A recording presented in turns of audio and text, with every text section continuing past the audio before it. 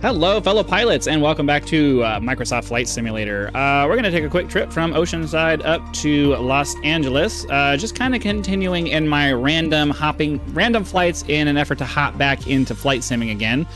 It's been a long time since I've done this kind of flying, and it's actually taking me a little bit longer than I expected to kind of get used to doing all of this stuff again. So let's hop into the aircraft. We'll get it started up, we'll get off the ground, and chat about that for a minute. So there's a whole checklist of things that you're supposed to do in an aircraft before you start and take off and do all of that stuff. I know some people really geek out and get into that, and I'm not necessarily opposed to doing that once I kind of get back into the groove of doing all of this stuff. But in these early stages, I just need to get flying, and that's one of the great things about doing flight simming like this is that you get to kind of just do it the way you want to instead of the right way. So let's get all this started up. Get the aircraft started up properly. There we go. All right. And then we will get, so yeah, this is an uncontrolled airport. We're going to take off to the north. Kilo Oscar, Kilo Bravo traffic Gunthrek 198 taking off runway 25 departure to the north. What happened here? Oh, I didn't have my, I didn't have my mixture set properly. So let's get that started back up again. TOS system test, okay. Okay. And then, oh yeah, I need to come over here and get that turned on so that we can have our stuff set up. Let's check our, we can check our ATIS, right? Yeah, automated weather. I just want to see what the weather Kilo is. Oscar, Kilo Bravo, automated weather Wind observation 029. 1700 Zulu. Wind 029. So, yeah, it's coming in. That means it's coming in from the east, so we want to take off into the east. So, oops. What direction are we facing right now? I don't know. We'll just figure it out. What am I doing? Rudder pedals. Alright, well, we're running over this guy because they didn't provide us with a... Hello, come on. Sorry, dude. You're gonna have to die. Is there a reason why...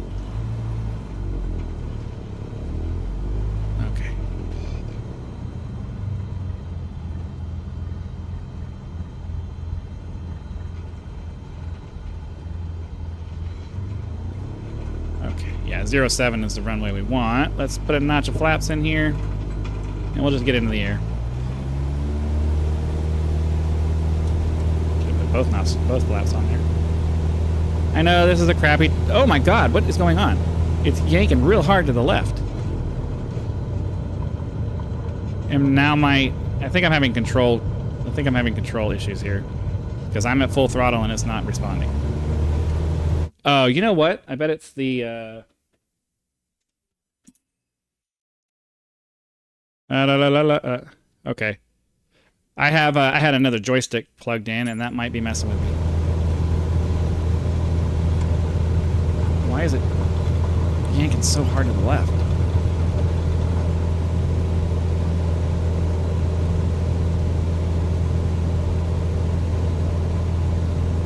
Okay, can we... Oh, what's going on? I think I have a SciTech joystick that I use for a different game.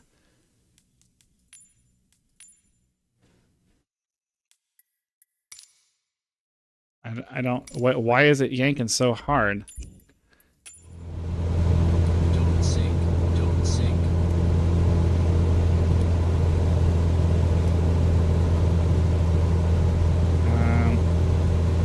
Don't sink. Don't sink. Back in. Maybe that'll reset it. I don't know. Don't sink. Because we can't do this whole flight with the rudder locked over to the left.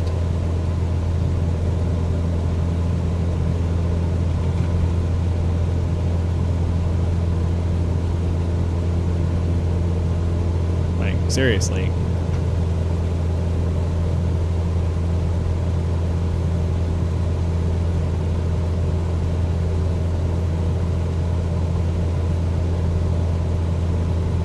Okay, well, let's get our autopilot set up here. We wanted it in nav mode. We wanted it in nav mode for the GPS.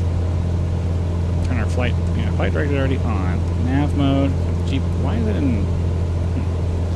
Let's turn our SoCal autopilot. approach Gunthrek 198 tree is type Cessna Skyhawk 2 miles northeast And we'll of set our Kilo Oscar, altitude Kilo up Bravo, to 600 say feet. 3,500 Request feet. flight following. And we'll set SoCal approach. our Squawk 011 tree. altitude mode. Squawk And then 011 vertical tree, speed Gunthrek mode. 198 tree. Forget how to set that. Gunthrek 198 tree, radar contact 1 miles north of Kilo Oscar, Kilo Bravo, 800 feet. Altimeter tree 0.04. Roger, How Gunthrek do I set my 198 vertical tree. speed mode? I have a feeling. No, it's. Where would. Oh man! You know the funny thing is I just watched a video by a. I watched a video that somebody that was criticizing somebody who crashed recently, and her video looked very much like this one.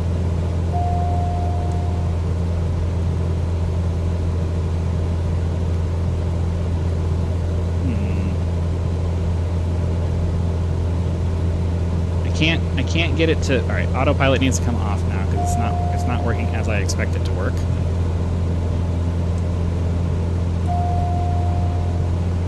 I need control of this, so let's just pop back up into here and try to get on course at the very least. My pitch trim is all jacked up because the autopilot was trying to yank me down. Try to get on some kind of heading, and then we'll screw around with the autopilot. I generally like to just let the autopilot fly for me, but it's not behaving. There's a way you're supposed to set the vertical speed. You can set your altitude, but then you can also set your vertical speed autopilot. And I don't know. I don't remember. I don't remember how it works. I don't remember how the interface works. So it's one of those things I'm just having to screw with. It does feel like our rudder situation has been resolved by resetting the control scheme, but by unplugging and plugging the control back in, but only time will tell about that one. Not really 100% sure. We may have to fly this manually, or at least get up to the altitude that I want to be at, and then just have an altitude hold or something.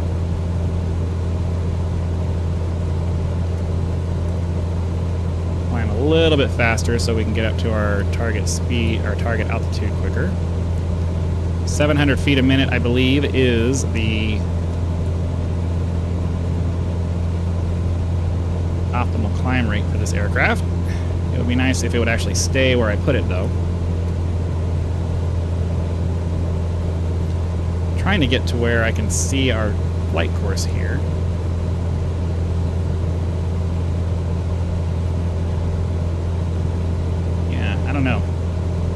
I don't know if I'm just having random control issues or if the air is just really uncomfortable. I can't feel it, so it's hard to tell sometimes. I'm continually having to add. I add pitch up trim, but then it ends up climbing too much, and then I make an adjustment. I don't know. Like I said, it's been a long time since I've done a lot of flying, and I just need to learn all the little tips. I need to relearn all the little tips and tricks that I knew how to do the stuff from back in the day. So ideally now we can put our autopilot back on. That will lock us to our steering. Then okay. Wait, what?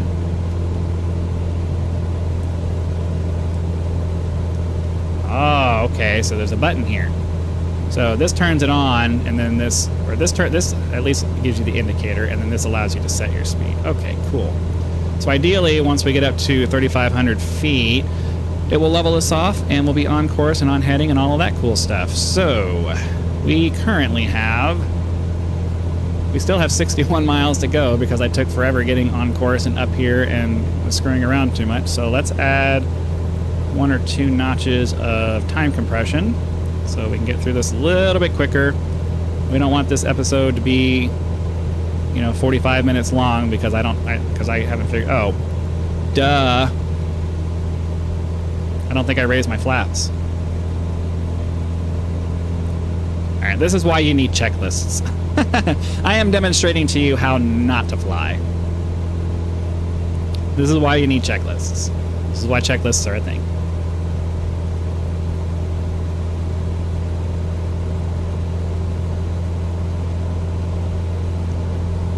as we go, we'll take a nice look out the cockpit or out the windows and stuff so we can see all the, you know, I don't want to say beautiful terrain because this isn't exactly beautiful. I had to turn my graphics down because I do realize that the audio in my last game, in my last recording, got jacked up towards the end.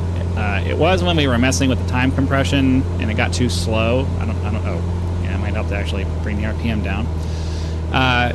I think the time compression messed with the audio for my recording. It didn't sound that way in the game, so I didn't notice it until I went back and listened to the recording. But because I don't do video editing and because I don't do any of that other stuff, if a video gets ruined, the video's just ruined, and I just have to I have to live with it.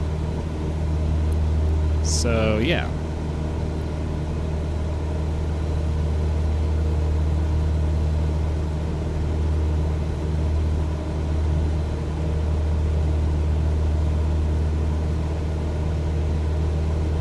Really much to look at here. Flying along the coast, but well, that's some serious graphical glitches going on there.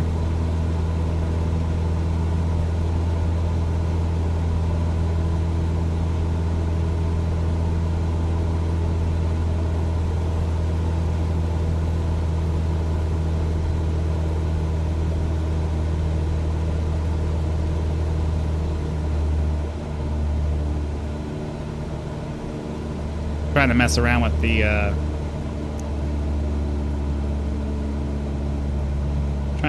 with the fuel flow to see what Gunthrek 198 tree, contact SoCal approach on 121 decimal tree. Trying to mess around with the fuel flow to see what the optimal setting is to get the best speed that we can get out of this without wasting too much gas. SoCal approach, Gunthrek 198 tree, 3,500 feet. I mean, I basically just pull it until the RPM starts coming down, I think. So I'm at about half fuel flow at this point, and that doesn't seem to be affecting the RPM right now, so I think we're okay. You're just gonna have to, you guys are just gonna have to put up with this for a little while until the video, until I get back into the process of flying. And I need to find some checklists and stuff that I can kind of have off to the side and just be looking at those, and that will ideally address some of my mistakes. But like the autopilot stuff, that's just I got to relearn how to use the Garmin again. It's been a very long time since I've messed with these.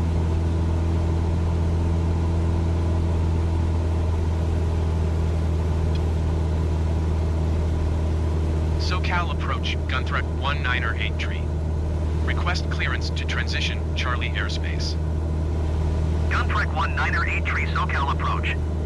Cleared through the Charlie airspace. Cleared through Charlie airspace, Gunthrek 198 tree.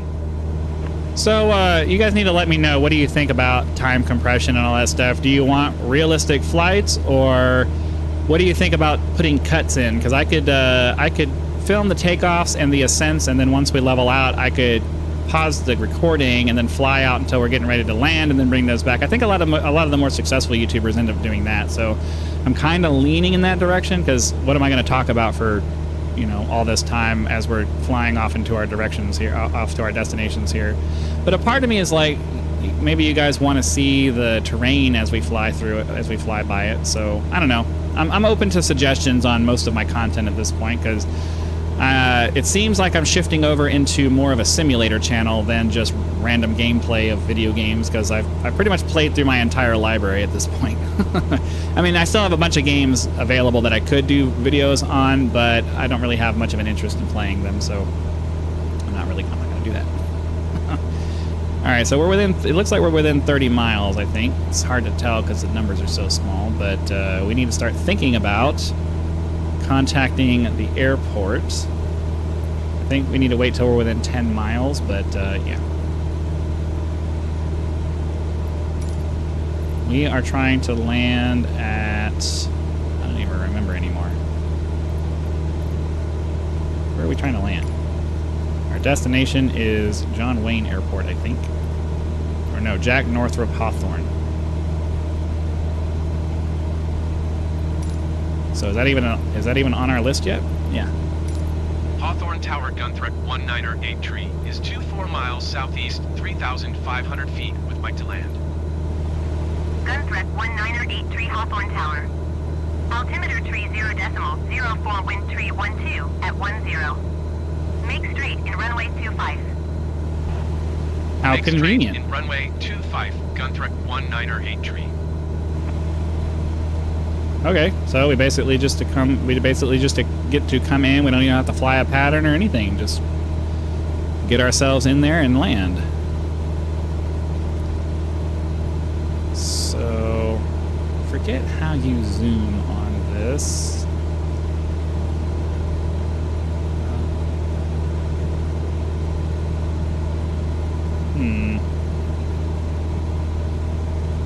I don't remember how. There's so many things you can do with this, and I don't remember how it all works. I want to say one of these zooms you.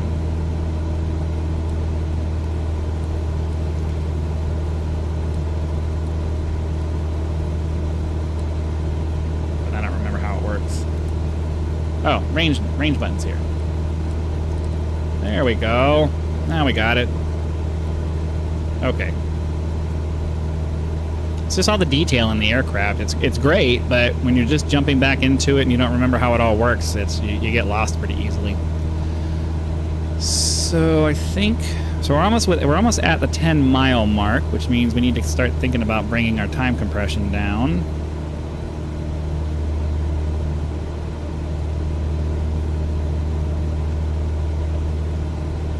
Once we hit that 10-mile mark, I will start my descent down towards the landing altitude there.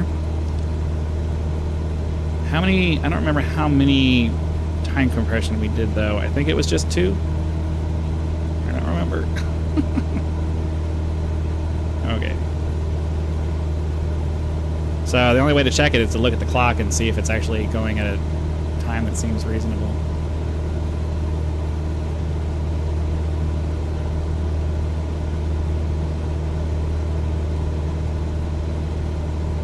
Yeah, that seems pretty good. Okay, let's get the autopilot turned off. Why am I so high?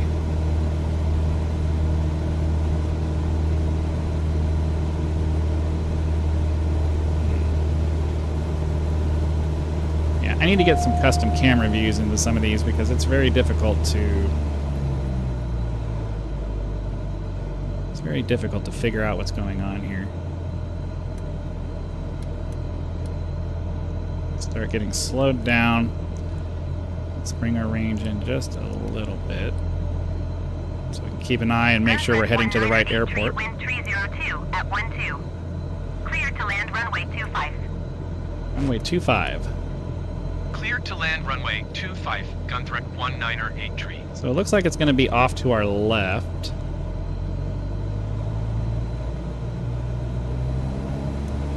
I don't want to go this slow. It's going to take us forever to get there if we do it like that.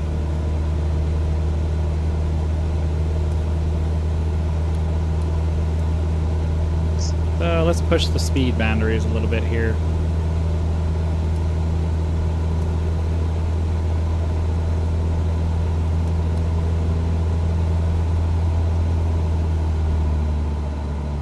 I would like to stay out of the yellow though, because, you know, while the realistic aspect of aircraft damage isn't exactly on par with what you would experience in an actual plane, I don't necessarily want to break anything either. So we'll just do our best to try to stay on course, head over here, and hopefully get a nice smooth landing. Ideally with a straight-in landing. Oh, is that our airport up there? The one with the lights going from right to left there? I'm actually going to come off to the right a little bit here, just in case it is. It feels like that's going to be the right one. And I want to make sure we have plenty of time to get around, make a left turn, and take our final into landing without having to do craziness. Let's see. I think this gives us airport information. If I can bring up the destination. Oh, it's not giving me the altitude. I think it should give me the altitude of the thing there, but it's not. So I'm gonna estimate. I'm gonna estimate that it's about, I don't know, 500 to 1,000 feet up, and we will give ourselves. We'll set our altitude at 1,500 feet here. So start pitching up a little bit so we can start slowing down. Get our flaps out in a little bit.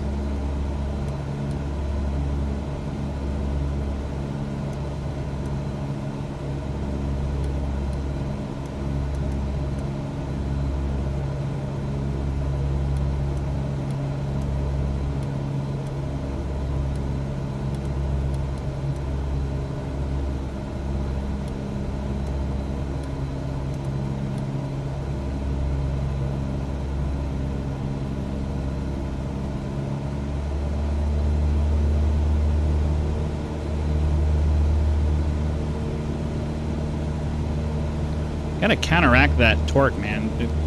The only thing about these Cessnas is you get the power up and it really wants to roll over to the left. So you have to put in some pretty significant roll correction to fix that.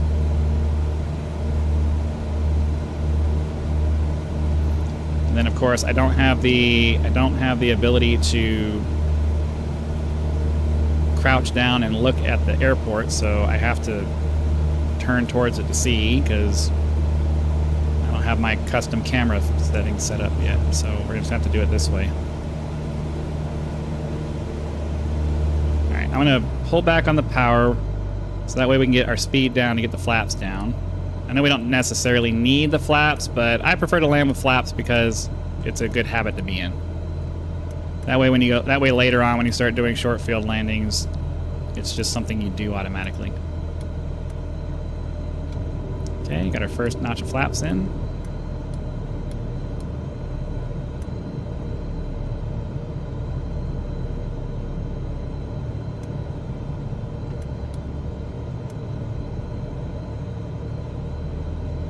And I will land with just one notch of flaps.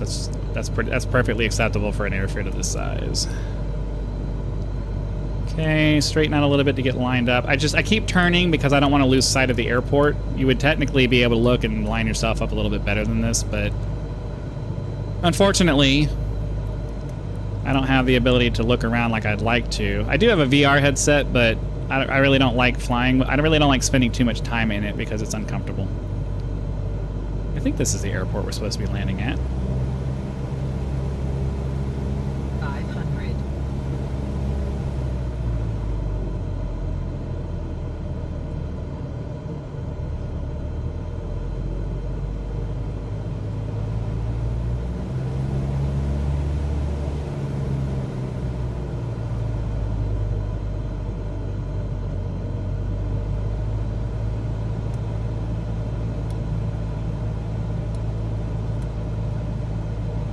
Nice little crosswind here. So you're technically supposed to, you know, use your engine to control your descent and your pitch to control your speed, but I find that in general aviation aircraft, I don't know, like it works with the jets and stuff in the combat flight sim, but it's just kind of weird. I always end up pitching instead of controlling with the power. And that feels better to me than the way they say you're supposed to do it. I don't know. Okay.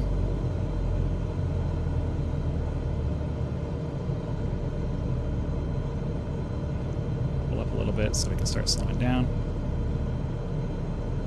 Okay, let's flare a little bit. Let's float down and a nice soft landing. All right, that wasn't bad. It would have been nice if I could have stayed on the center line there, but Gunthrek 1983, turn next taxiway.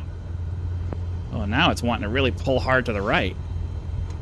Yeah, I got something wrong with my control. I think having that stick plugged in really jacked up the centering of that. So hopefully the next time I start the program, that'll be Gunthrek fixed. 1983, contact ground on 125.1. 125.1 Gunthrek 1983. Goodbye.